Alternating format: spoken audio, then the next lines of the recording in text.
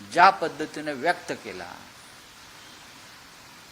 त्यालाच आम्ही लोकशाही मानतो. नरेंद्र मोदी आणि अमित शहा यांच्या सरकारने आणि त्यांच्या पोलिसांना त्या तरुण मुलांवर मुलींवर ज्या प्रकारचा अमानुष लाठी हल्ला केला, अश्रुधूर सोडला, फरफटत नेलं, पाय तोडले, डोकं फोडलंय, जाऊन पहा तुम्ही. आम्हाला जालियनवाला बाग हत्याकांडाची आठवण झाली. जालियनवाला बागेत जनरल डायरनं गोळ्या घातल्या. इथे भाजपच्या जनरल कायरने लाठीमार केला, अश्रुधूर सोडला, लहान लहान मुलींचा आक्रोश पाहिला. यांना मुलं बाळं नसल्यामुळे किंवा जे आहे ते परदेशात असल्यामुळं सुरक्षित, त्यांना आमच्या भारतातल्या मातीतल्या मुलांचं दुःख, त्यांच्या आईवडिलांचं दुःख आणि यातना कळणार नाहीत. म्हणूनच मी आज सांगितलं, कालचा दिवस हा भारतीय लोकशाहीतला अत्यंत काळा दिवस होता, ब्लॅक डे. हा 20 जुलै हा दिवस यापुढे डरपोक दिवस म्हणून साजरा करावा. डरपोक दिवस. तुमचा पक्ष मुंबईमध्ये ग्राउंडवर होता, राष्ट्रवादी काँग्रेसने सांगितलं होतं आमचे 8 खासदार जमिनीवर ग्राउंडवर दिसतील, काँग्रेसही कुठे दिसलं नाही. मला असं वाटतं, नाही, मी डरपोक हा पोलिसांनी ज्या प्रकारचा अत्याचार केला, हल्ला केला, ज्या पद्धतीनं लहान मुलांना मारलं, हा डरपोकपणा आहे ना. सरकार लहान मुलांना, विद्यार्थ्यांना घाबरलंय आणि हुकुमशाहीप्रमाणे ते आंदोलन चिरडून टाकण्याचा प्रयत्न करत आहे. काल ग्राउंडवरती आम्ही सगळे होतो की. काल आम्ही ताबडतोब वांगचुकना भेटायला गेलो, त्यांच्या प्रकृतीची चौकशी जाऊन आम्ही केली सफदरजंगला, त्यांच्याशी संवाद साधला. त्यानंतर आम्ही परत तिकडे काही आंदोलकांना भेटलो. संध्याकाळी मी स्वतः जंतर मंतरला गेलो होतो काल. आता परत आम्ही जाणार आहोत. सुप्रिया सुळे म्हटलं की आमचे 8 खासदार खांद्याला खांदा मिळून या लोकांसोबत, विद्यार्थ्यांसोबत आहेत, आंदोलन पाहायला मिळतं. मला असं वाटतं की काय त्यांच्या पक्षानं महाराष्ट्रात आंदोलन केलेलं आहे. मला इकडल्या त्यांची भूमिका सुद्धा कालच्या बैठकीमध्ये हे आंदोलकांच्या बाजूनेच होती. स्वतः सुप्रिया सुळे या आजारी आहेत. त्यांना मी काल, मलाही वाईट वाटलं की सुप्रियाताई म्हणजे फार व्होकल आहेत ज्याला आपण म्हणतो, पण त्यांचा आवाजच येत नाहीये. त्यांचा घसा पूर्णपणे हे जो कंठ आहे तो बिघडलेला आहे आणि डॉक्टरांनी त्यांना किमान 10 ते 12 दिवस बोलू नये किंवा घशावर ताण देऊ नये हे सांगितलेलं आहे. त्यांचे लोक होते की. आता जे मला माझ्या माहितीप्रमाणे जे अनिश गावंडे आहेत दिपके बरोबर, ते त्यांच्याच पक्षाचे आहेत. त्यांनी असं सांगितलं आमचे 8 खासदार असतील, एकही खासदार ग्राउंडवर पाहायला. बघा, खासदार असतील किंवा नसतील, त्याहीपेक्षा कार्यकर्ते होते जमिनीवरचे. प्रश्न हा आहे की या देशातील जे राजकीय घराणे आहेत त्यांना त्यांच्या मुलाचं करिअर दिसतं, ग्राउंडवर येताना दिसत नाही. आता याच्यावरती आज हा चर्चेचा विषय नाही, पण या सगळ्या असं वाटत नाही का विरोधी पक्षाला देखील मोठा संदेश आहे? विरोधी पक्षांना हे आंदोलन ताब्यात घ्यायला पाहिजे. आता आम्ही आजच्या बैठकीत हा मुद्दा मांडणार आहोत. आम्ही स्वतः मुंबईमध्ये फार मोठं आंदोलन केलं, अजूनही करत आहोत, यापुढेही करत राहू. जिथे जिथे संधी मिळेल तिथे युवा सेनेचे प्रमुख आदित्य ठाकरे हे आघाडीवर जाऊन नेतृत्व करून, तरुणांना एकत्र करून या सगळ्या मोठ्या आंदोलनाला समर्थन देत आहेत. शिवाजी पार्कचं आंदोलन हे महाराष्ट्रातलं किंवा देशातलं एक मोठं आंदोलन झालं, आपण पाहिलं असेल. आणि यापुढे सुद्धा ही आंदोलनं सुरूच राहतील. आम्ही इतकंच सांगतो आहोत की देश पातळीवरती आता हे आंदोलन घेऊन जावं लागेल.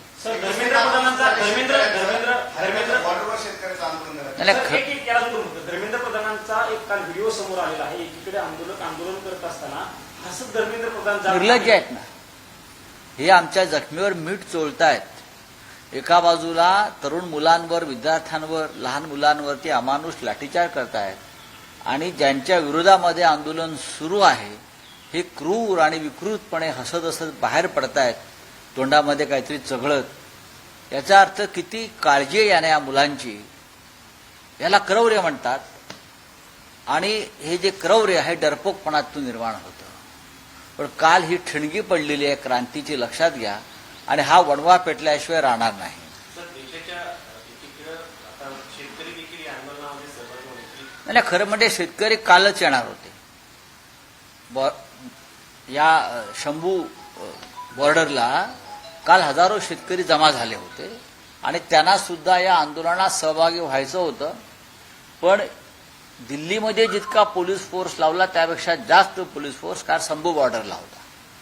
आणि पंजाबच्या शेतकऱ्यांना, हरियाणाच्या शेतकऱ्यांना काल तिथे रोखण्यात आलं.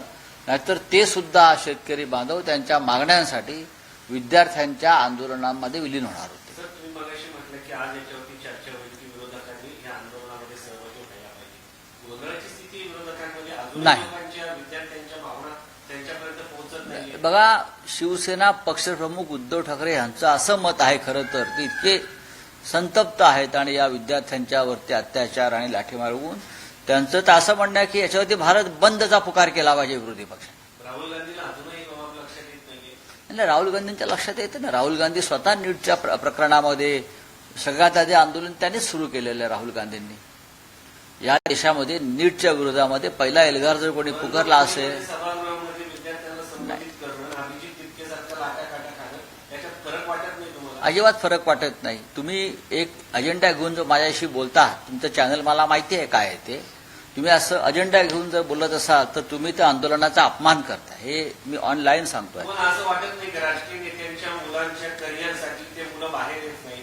2-4 पक्षाचे नेते येतात, विरोधकांची असं अजिबात घेतलेली आहे. नाही नाही नाही. तितकेसारख्या माणसाच्या मागं एवढ्या मोठ्या प्रमाणात लोक हे येतात. तुमचा गैरसमज आहे. काय संबंध आला सर? तुमचा गैरसमज आहे. हे जे लोक आहेत हे एका व्यक्तीच्या मागे नाही आहेत. मग वांगचूक जे असतील किंवा अभिजित दिपके जे असतील, हा एक इश्यू आज हा राहुल गांधी किंवा आम्ही सगळ्यांनी उचलला.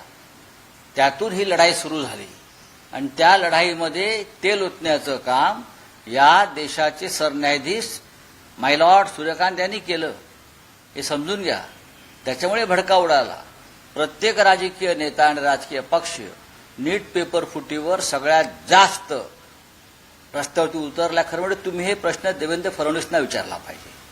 पेपर फुटीचं सगळ्यात मोठं केंद्र हे महाराष्ट्र आहे, लातूर आहे, पुणे आहे आणि ते सगळे राष्ट्रीय स्वयंसेवक संघाचे लोक आहेत, पुढारीकार.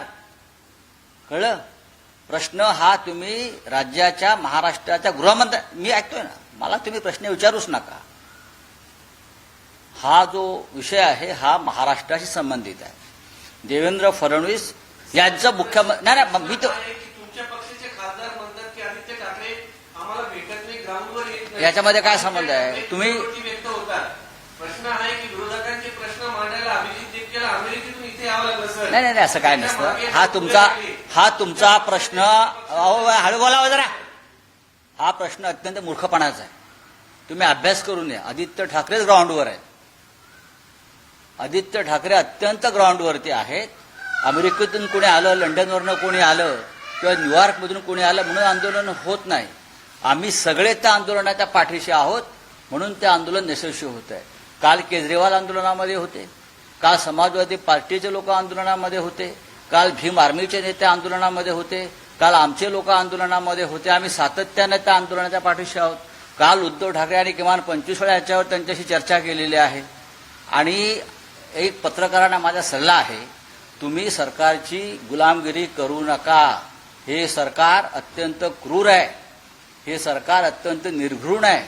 आणि नरेंद्र मोदी आणि अमित शहा यांनी काल ज्या पद्धतीनं या देशातल्या युवकांवरती हल्ला केलेला आहे, लाठीमार केलेला आहे, असं क्रौर्य फक्त ब्रिटिश काळामध्ये जालियनवाला बाग हत्याकांडात दिसलं.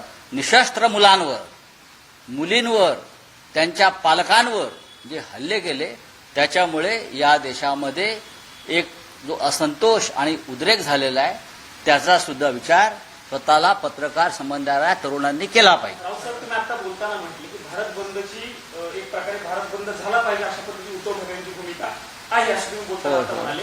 त्या अनुषंगाने काय तुम्ही पुढे जाणार आहात का? त्या अनुषंगाने त्यांची भूमिका आम्ही काल चर्चा केली. त्यांचं असं म्हणणं की ज्या प्रकारचं आंदोलन काल झालं या देशामध्ये, देशाच्या राजधानीमध्ये, ते अत्यंत गंभीर आहे, चिंताजनक आहे. ज्या पद्धतीनं पोलिसांनी क्रौर्याची परिसीमा गाठली ती अत्यंत भयंकर आहे. खरं म्हणजे या प्रश्नावर फक्त दिल्लीत नाही तर देशभरामध्ये, भारतामध्ये सर्व राजकीय पक्षांनी एकत्र येऊन वणवा पेटवायला पाहिजे, ही त्यांची भूमिका आहे. आणि यावर जर भारत बंद करण्याची जरी वेळ आली तरी आम्ही त्यात सहभागी होऊ. तर त्या अनुषंगाने विरोधी पक्ष, कारण तुम्ही आता इंडिया आघाडीच्या बैठकीमध्ये कालच्या आंदोलनाच्या अनुषंगाने चर्चा करणार आहात, तर हा मुद्दा उद्धव ठाकरेंच्या वतीने तुम्ही मांडणार? आम्ही नक्की मांडायला काय. महाराष्ट्रामध्ये काल 4 ठिकाणी मोठं आंदोलन झालं. आपण पुण्यातलं पाहिलं असेल, आपण नागपूरला पाहिलं असेल. शिवसेनेनेच केलेलं आंदोलन आणि त्याच्यामध्ये सर्व क्षेत्रातले तरुण वर्ग काल नागपूरला उतरला होता. आता त्याच्यानंतर जिल्ह्यातल्या प्रत्येक ठिकाणी हे जेन झीचं आंदोलन सुरू होईल.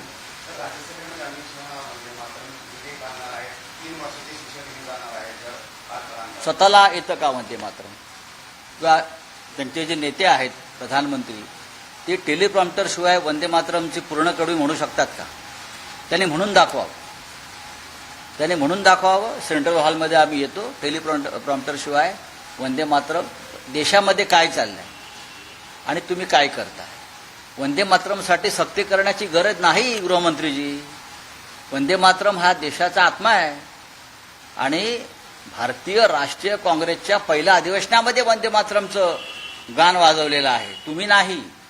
ज्यांनी देशाच्या स्वातंत्र्यात आणि स्वातंत्र्यानंतर आपल्या कार्यालयावर 52 वर्ष तिरंगा फडकवला नाही, त्यांना आता राजकीय कारणासाठी वंदे मातरमची आठवण यावी यासारखं दुर्दैव नाही. बोले हिंदी में क्या है भाई? सर, जो बीजेपी प्रोटेस्ट को लेकर आप लोगों का क्या स्टैंड है? कल जिस तरह से एक्शन लिया गया प्रशासन द्वारा, जो खबर है सर 118 प्रोफेशनल पुलिस जो ऑफिसर्स और सिक्योरिटी वो इंजर्ड हुए हैं, गाड़ियां भी तोड़ी गई, कुछ पुलिस वालों के बच्चे भी। आंदोलन में ये होता है.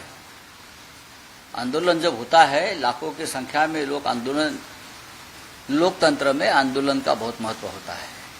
आप इस आंदोलन को नजरअंदाज नहीं कर सकते. लाखों युवा कल आए थे, बॉर्डर पर किसान भी आए हैं. आपने देखा होगा, आज किसान दिल्ली में आएंगे. किसान तो कल ही दिल्ली में आने वाले थे, लेकिन उनको रोका गया. जिस तरह से पुलिस ने बहुत निर्घृणता से बच्चों को मारा है, पीटा है, आप उनसे बातचीत कर सकते थे. गृहमंत्री जी, प्रधानमंत्री जी या और कोई बड़ा नेता जाकर उनसे बात कर सकते थे. वो भी आपके बच्चे हैं ना. जैसा जय शाह आपका बच्चा है, अमित शाह जी, वैसे ये भी आपके बच्चे हैं. ये देश आपके बेटे के लिए नहीं है जो आज क्रिकेट का बादशाह बना है. ये बच्चे पढ़ाई करते हैं, एग्जाम देते हैं, पेपर लीक होता है, फिर वो आत्महत्या करते हैं, उनके माँ बाप रोते हैं. हमने कल देखा है. तो उनको भी जय शाह जैसा प्यार दीजिए आप. ये मैं कहूँगा आपको आशीर्वाद मिलेगा भगवान श्री राम का. वहाँ भी लूट चल रही है. जिस बेरहमी से मारा है, क्या उनको दुख नहीं है? सरकार को थोड़ा भी अंदर अगर कोई अंतरात्मा उनकी जाग गई होगी तो जाकर बच्चों को मिलेंगे ये लोग. मोदी बड़ी बड़ी बातें करते हैं ना मानवता की. मैं फकीर हूँ, मैं लकीर हूँ. तो फकीर का आत्मा जिंदा होना चाहिए. सर, राहुल गांधी ने सर जो पीएम मोदी हैं उन्हें most anti youth prime minister label दिया है. सर, उनकी बात से आप कितना इत्तेफाक रखते हैं, कितना सहमत हैं? मैं इत्तेफाक रहता हूँ, हम सहमत हैं. सर, सीजेपी का जो प्रोटेस्ट है आज भी है, उन्होंने कहा कि हम सब देखिए, आंदोलन हुआ है, कल बड़ा आंदोलन हुआ, लेकिन जो मांग है, पेपर लीक के जो असली गुनहगार है एजुकेशन मिनिस्टर, उनकी इस्तीफे की मांग के लिए वांगचुक जी ने फास्ट शुरू किया है ना. जंतर मंतर पर जो बच्चा आए हैं, बैठे हैं, कल उसने लाठियां खाई है, हाँ, आंसू गैस भी सहन किया है. अगर गोलियां चलाते तो छाती पर गोली झेलने के लिए भी तैयार थे. किसके लिए? तो जो एक मांग है उसके लिए आपको धर्मेंद्र प्रधान को बचाना है और देश के युवाओं को एजुकेशन सिस्टम और देश को बचाना है. ये फर्क है. सर, एक और डील क्वेश्चन में आ रही है. Sir, India US trade deal के अगेंस्ट में जो पंजाब के किसान हैं वो दिल्ली की तरफ आ रहे हैं. सर, डील क्या है और कैसे? शंभू बॉर्डर पे रोका गया. देखिए, शंभू बॉर्डर पर रोका गया है किसानों को. ये सरकार किसान के विरोध में है, ये सरकार स्टूडेंट के विरोध में है. सभी के सरकार सिर्फ अपने स्वार्थ के लिए काम कर रही है, राजनीतिक स्वार्थ के लिए. ना किसानों की चिंता है ना युवाओं की चिंता है। लेकिन जब किसान भी, खास करके पंजाब का किसान भी दिल्ली में आएगा तो ये सरकार को संसद से भागना पड़ेगा। सर, राम मंदिर में डोनेशन का जो चोरी हुआ था सर, उसकी गिनती के लिए एक नई टीम बनाई गई है। सुप्रीम कोर्ट ने भी कल आदेश नहीं, लेकिन जो चोरी हो गया माल कहाँ है और ये चोरों के सरदार कहाँ है? वो तो यहां बैठे हैं दिल्ली में, झंडे वाला स्टेट में बैठे हैं। उनके ऊपर क्या कार्रवाई होगी? सबको बचाने का काम चल रहा है। सर, एक आपके पास प्रधानमंत्री एनडीए के सभी सांसदों के साथ बैठक ले रहे हैं और इस तरह से हाँ? मंगल मिलन नाम का प्रोग्राम आज है। वहाँ प्रधानमंत्री की मीटिंग होती है, उसको आप सिर्फ नाम दिया है। अरे नाम ही दे रहे हैं ना, मंगल मिलन, दंगल, कल दंगल मिलन हो गया ना। बाकी सांसद वो भी अटेंड रहेंगे, 6 सांसद। देखो, वो बागी नहीं है, वो गद्दार है। बागी किसको कहते हैं? बागी भगत सिंह को कहते हैं, सुखदेव को कहते हैं। कल जो बच्चे आए थे वो बागी है।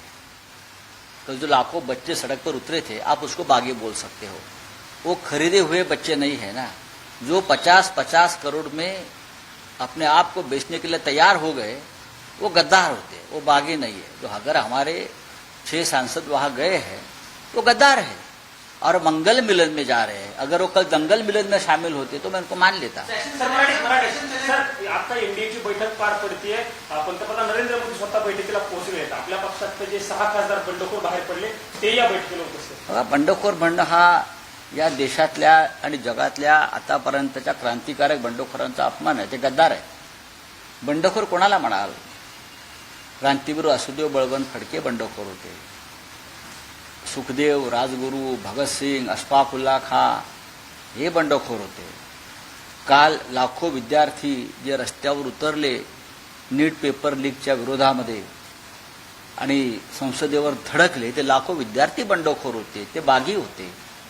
पण जे 50-50 कोटी रुपयाला विकले गेले 6 खासदार शिवसेनेचे जे मशालीवर निवडून आले, 6 खासदार, मी त्यांची नावं घेतो त्या गद्दारांची: संजय दिना पाटील, भाऊसाहेब वागचौरे, संजय देशमुख, संजय बंडू जाधव, ते नागेश अष्टेकर, बरं का, हे जे 6 खासदार आहेत हे बंडखोर नसून ते गद्दार आहेत।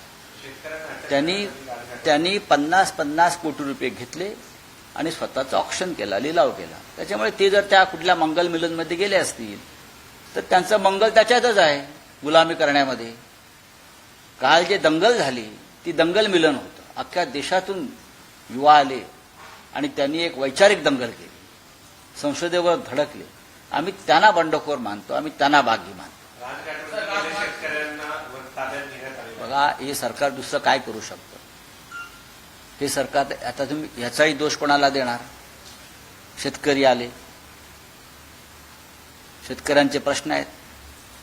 अमेरिकेबरोबर जे सरकारनं डील केलेलं आहे त्या संदर्भातले काही शेतकऱ्यांच्या जीवनात निर्माण झालेल्या समस्या आहेत, त्यांच्याशी कोण बोलणार? कुठे आहेत देशाचे काय ते कृषी मंत्री? मग त्यांचा राजीनामा मागायला पाहिजे शेतकऱ्यांनी, धर्मेंद्र प्रधानचा राजीनामा घ्यायला पाहिजे। मग त्याच पद्धतीनं शेतकऱ्यांचे जे मंत्री आहेत, शेती मंत्री, त्यांचा राजीनामा घेतला पाहिजे। या देशात महागाई उसळली, अर्थमंत्र्यांचा राजीनामा घ्यायला पाहिजे। संरक्षण मंत्री अपयशी आहेत, त्यांचा राजीनामा घ्यायला पाहिजे। आणि या सगळ्यांना जबाबदार असल्यामुळे नरेंद्र मोदींचा राजीनामा असायला पाहिजे। देखिए, राजघाट में महात्मा गांधी का समाधि का दर्शन लेने के लिए किसानों को रोका जाता है, ये तो तानाशाही की हद हो गई। तानाशाही तो इस देश में है, लेकिन तानाशाही की हद हो गई है। अब किसानों को आप क्यों रोकते हो? किसान ने अपना क्या बिगाड़ा है? किसान एक देश का हमारा एक आधार है, मजबूती का आधार है, लेकिन आप उनको रोकते हो, युवाओं को रोकते हो, कल महिलाओं को रोकेंगे, फिर देश में रहेगा कौन?